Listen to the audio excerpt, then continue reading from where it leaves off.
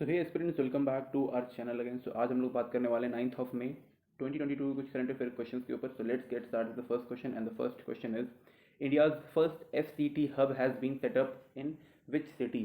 तो पहले हम जानेंगे कि एफसीटी हब का फुल फॉर्म क्या है। So it's flow chemistry technology. Okay, कहाँ पे किया है? हैदराबाद। ओके, तो इस टेक्नोलॉजी या फिर इस हब से फार्मास्यूटिकल बिजनेस को काफ़ी ज़्यादा मतलब हेल्प मिलेगा। कहीं ना कहीं कह सकते हो कि ओरिजिन भी होगा। वैसे भी इंडिया में काफ़ी सस्ती दवाइयाँ मिलती हैं। आफ्टर दिस और भी ज़्यादा सस्ती दवाइयाँ मिलना शुरू हो जाएंगी। एक्सेप्ट दैट यहाँ पे R&D is a important factor. Research and development भी होगा किस चीज़ में? केमिस्ट्री सेक्टर में और साथ में ही फार्मा सेक्टर में भी। ओके, तो ये भी एक इंपॉर्टेंट चीज़ है। इसके अलावा यहाँ पे मैन्युफैक्चरिंग के लिए भी एक चीज़ इंपॉर्टेंट है which is called API। API क्या है? Active pharma ingredients. ओके, तो ये यहाँ पे लाइक बनते नहीं है, तो आफ्टर दिस थिंग यहाँ पे ये बनना शुरू हो जाएगा। तो fact hub is a very great innovation और इनिशिएटिव बाय हैदराबाद और Telangana government. Okay, next question is who has been appointed as the first ever CTO of CIA। तो CIA किसकी एजेंसी है? वो एक US की एजेंसी है। ओके, तो कौन हुआ है? Right answer of second is a which is Nand Mulchandani. Okay, तो ये इंडियन ओरिजिन है। इंडियन ओरिजिन, तो आप जान सकते हो कि भाई अब इंडियन ओरिजिन मतलब अगर वाइस प्रेसिडेंट ही बन चुके हैं तो बाकी सबकी तो भाई क्या ही बात कर सकते हैं US में। ओके, तो ये फर्स्ट तो लाइक तो नंद मुलचंदानी जो थे वो पहले एक्टिंग डायरेक्टर थे किस चीज़ के? Joint artificial intelligence centre with department of defence US में। ओके, अभी इनको बना दिया गया है। क्या ऊपर आपको दिया? एक मिनट। ओके, अभी इनको फर्स्ट एवर CTO का CIA का अपॉइंट किया गया। ओके, तो मैंने यहाँ पे आपको बताया नहीं कि CTO का फुल फॉर्म क्या होता है। तो CTO मतलब है chief technology officer in CIA। CIA मतलब सेंट्रल इंटेलिजेंस एजेंसी US की। ओके, तो यहाँ पे ये नंद मुलचंदानी जी अपॉइंट हो चुके हैं। तो CIA कब बना था ये एक इंपॉर्टेंट चीज़ तो उतना नहीं है, लेकिन फिर भी हम बता देते हैं कि CIA क्या है। तो इसको फाउंड किया था हैरी ट्रॉमा ने, और 26 जुलाई 1947 को ये बना था, एंड वर्जीनिया में इसका हेडक्वार्टर है। Okay, US। Okay, so next question is what is the rank of India in estimated crypto gain in 2021?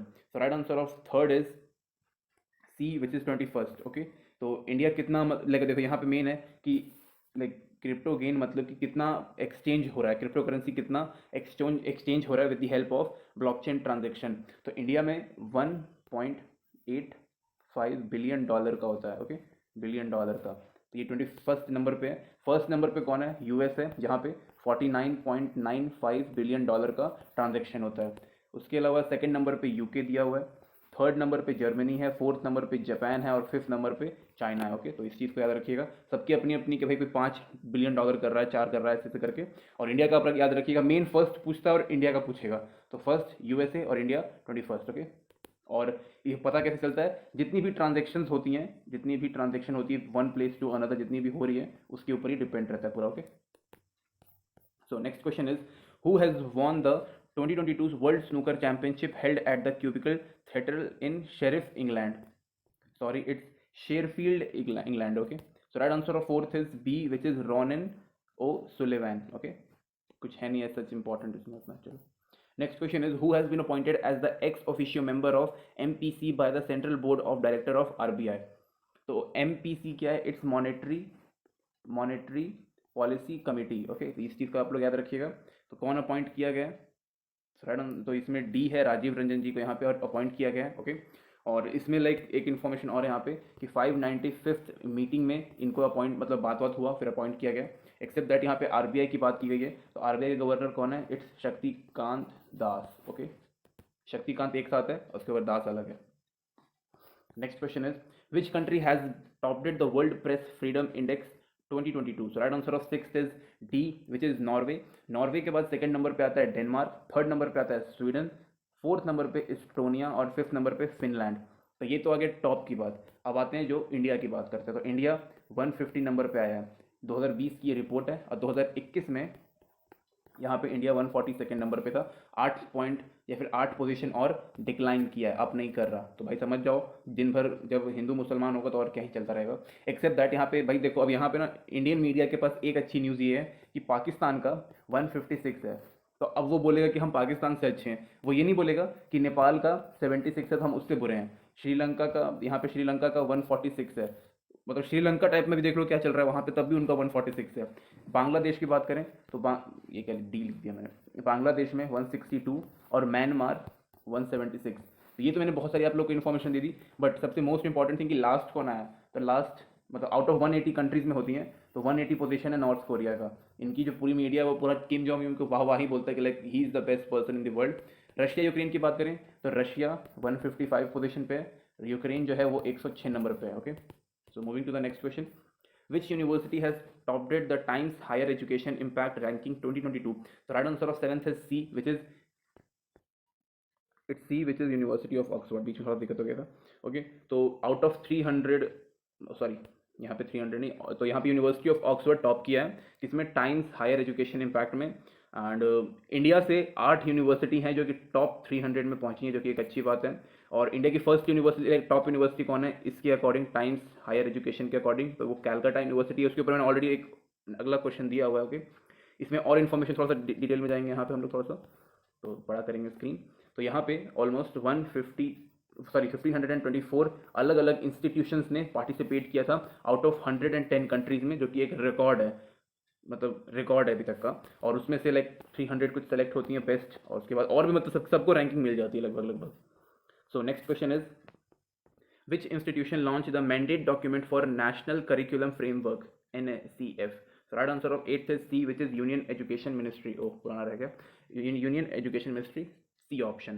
तो क्यों क्या इसमें बात चल रही, तो यहाँ पे basically to decolonise the Indian education system की यहाँ पे बात की जा रही है कि जो भाई जो पुरानी चीज़ें हैं उनको हटाओ, जो पुराने तौर तरीके हैं उनको भी हटाओ, और हम लोग नया इनोवेटिव तरीका लेके आएंगे, जैसा कि यहाँ पे नेशनल एजुकेशन पॉलिसी में भी यहाँ पे बात की गई थी 2020 में। ओके, तो उसके अकॉर्डिंगली यहाँ पे काफ़ी सारी चीज़ों को इनेबल करने की बात की गई है। यहाँ पर मतलब बताया जा रहा है कि जो आउटस्टैंडिंग टीचिंग टेक्निक होती है हम उसको यहाँ पे लेके आएंगे। टीचर्स को जो ट्रेनिंग प्रोवाइड करते हैं वो बाहर फॉरेन में जाके, लाइक लंदन US जो भी है जहाँ पर बेस्ट होता है वहाँ पे जाके इनको प्रोवाइड किया जाएगा, और सबसे बेस्ट एजुकेशन इंडिया में मतलब जो शुरुआत करेंगे लाने की, जो आउटस्टैंडिंग होता है टेक्निक। ओके, इसके ऊपर तो बहुत सारी मतलब आपको आर्टिकल्स मिल जाएगा, तो डेफिनेटली नेशनल करिकुलम फ्रेमवर्क के ऊपर आप लोग पूरा पढ़िएगा। ओके,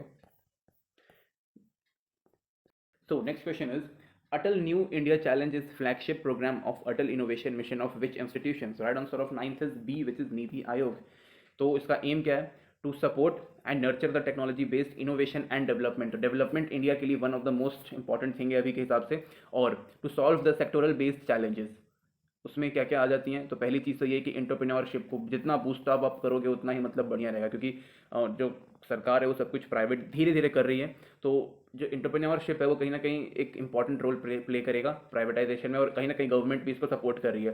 जैसा कि आपने देखा था कि दिल्ली गवर्नमेंट में, लास्ट मैंने कल की वीडियो में बताया था आप लोग को कि दिल्ली गवर्नमेंट ने 15,000 अलग अलग मतलब स्टार्टअप हब बनाने के लिए न्यू दिल्ली को चूज़ किया है, और उस पर वो काफ़ी अच्छा काम भी कर रहे हैं। तो यहाँ पे बेसिकली इस मिशन के थ्रू, इस पर्टिकुलर मिशन के through education, health, water and sanitization, agriculture, food processing, housing, energy and mobility को सपोर्ट करने वाले हैं, और मोस्ट इंपॉर्टेंट थिंग एंटरप्रेन्योरशिप को बूस्टअप करने के लिए किया जा रहा है। ओके, और जितनी भी चीज़ें हैं वो कहीं ना कहीं सब नेशनल इंपॉर्टेंस की चीज़ें हैं। एजुकेशन एक नेशनल इंपॉर्टेंस है, एग्रीकल्चर एक नेशनल इंपॉर्टेंस है, तो उस चीज़ के इन सब चीज़ों के लिए की जा रही है। Okay, next question is, which university has been ranked first among all the public universities in India by Times Higher Education Impact Ranking 2022?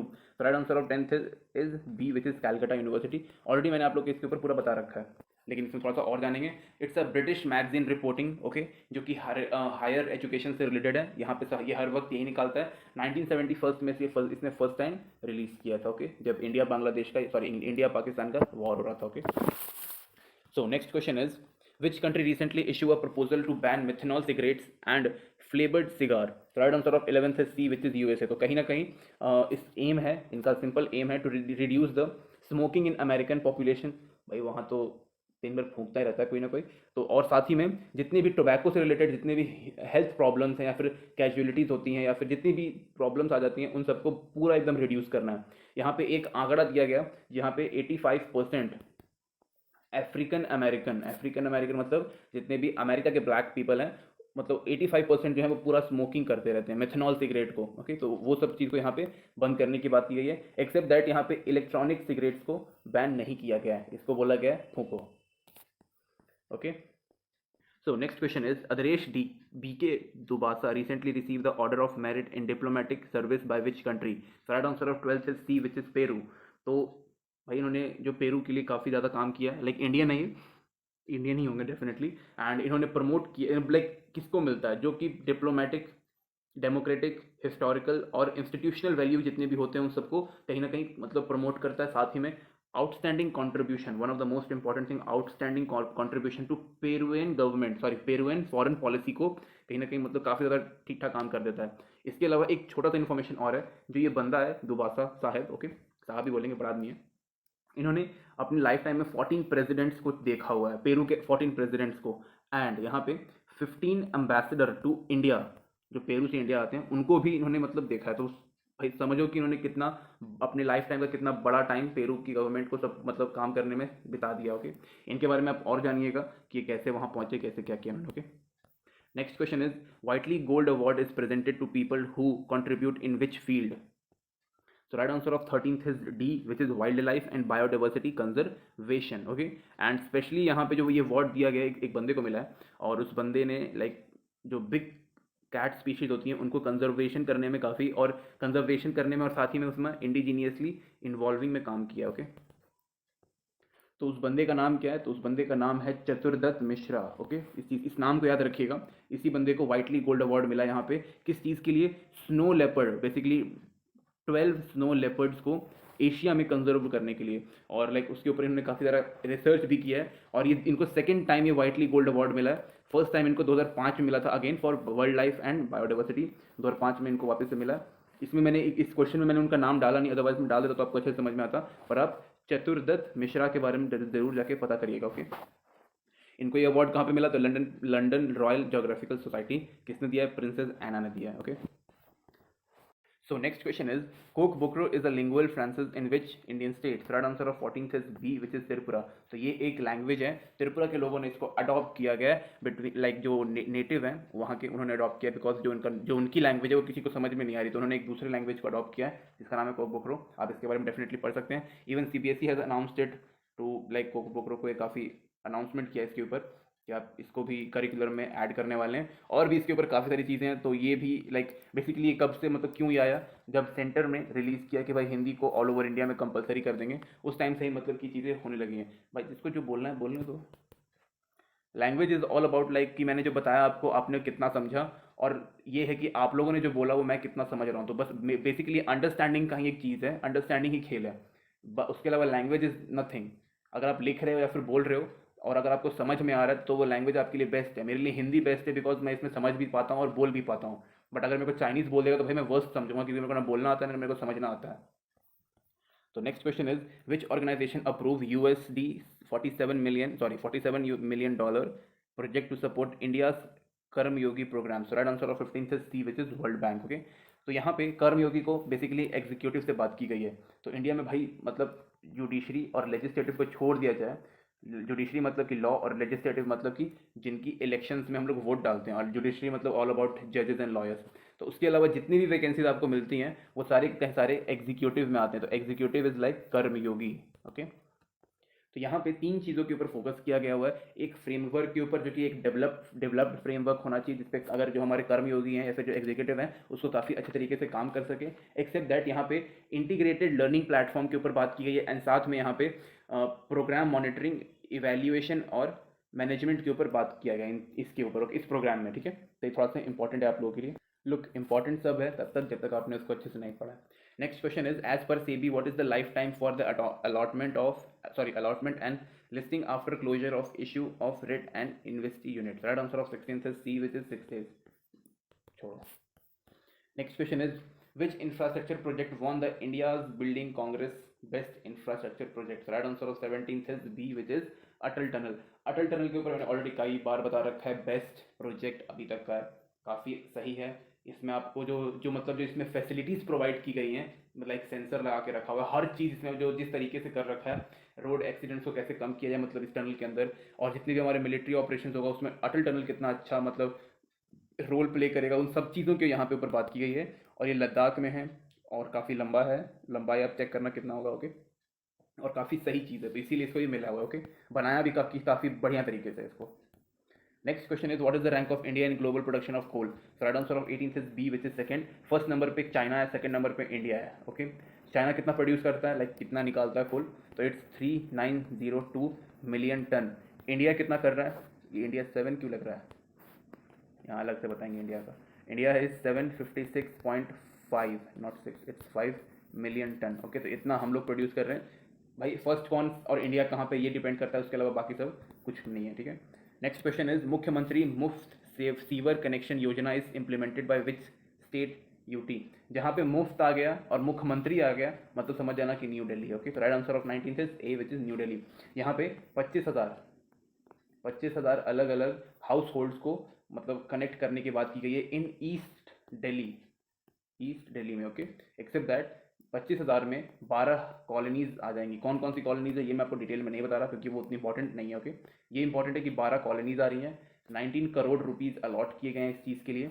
और इसमें से जब ये बन जाएगा तो यहाँ पे 2.5 करोड़ लीटर जो सीवेज का पानी होगा उसको हम लोग यमुना विहार सीवेज ट्रीटमेंट प्लांट में डालेंगे और उसके बाद उस चीज़ को ट्रीट करके हम लोग यमुना रिवर में फ्लो आउट कर देंगे। अगर हम डायरेक्ट इसको यमुना रिवर में फ्लो आउट करेंगे तो कहीं ना कहीं वो यमुना के लिए प्रॉब्लम होगा, और पहले से ये हो भी रहा था। जब हम लोग इसको ट्रीट कर देंगे, ट्रीट मतलब कहीं ना कहीं जितनी भी इसमें टॉक्सिक चीज़ें हैं उसको हम लोग न्यूट्रलाइज कर देंगे, क्लीन कर देंगे और उसके बाद हम इसको फ्लो आउट कर देंगे। Okay, the next question is India's first green field grain based ethanol plant has been inaugurated in which state / UT. So right answer of 20 is C which is Bihar.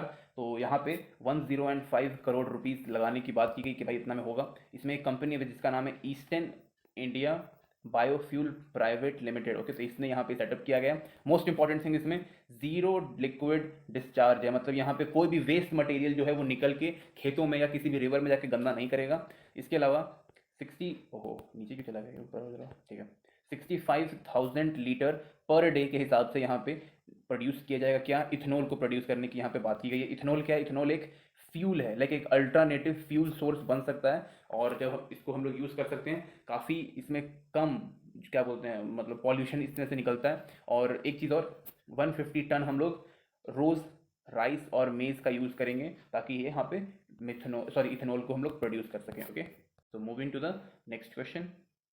Shanghai Festival is celebrated in which Indian state? So right answer of 21st is B, which is Manipur. Okay. Next question is the Begumpet airport is situated in which Indian state? So right answer of 22 is A, which is in Telangana in Hyderabad. Okay. Next question is Namdhaf National Park is located in which is C in Arunachal Pradesh. Okay. Next question is Kojop is a capital of which country? So right answer of 24th is B, which is Macedonia. Next question is where is the International Fund for Agricultural Development headquarters? So right answer of 25th is D, which is in Rome, Italy. Okay. So next question is in which Indian state is Gamgul Sahibidi bird sanctuary situated? So right answer of 26th is A, which is Himachal Pradesh. Next question is Sarusajay Stadium is located in which state of India? So right answer of 27th is D, which is in Assam. Okay. Next question is which Indian state is famous for folk dance tamasha? So right answer of 28th is C, which is Maharashtra. तो यहाँ पे singing and dancing दोनों होता है. Next question is in which part of India is a Karakoram pass situated? So right answer of 29 is B, which is in Ladakh. यहीं पे हमारा Siachen glacier भी located. Okay. Next and the last question is where is the Amarkantak temple located? So right answer of 30 is A, which is Madhya Pradesh. यहाँ पे काफ़ी बड़े राजा का temple बना, ठीक है, लाइक बनवाया उन्होंने, ठीक है। Thank you guys, thank you watching this video.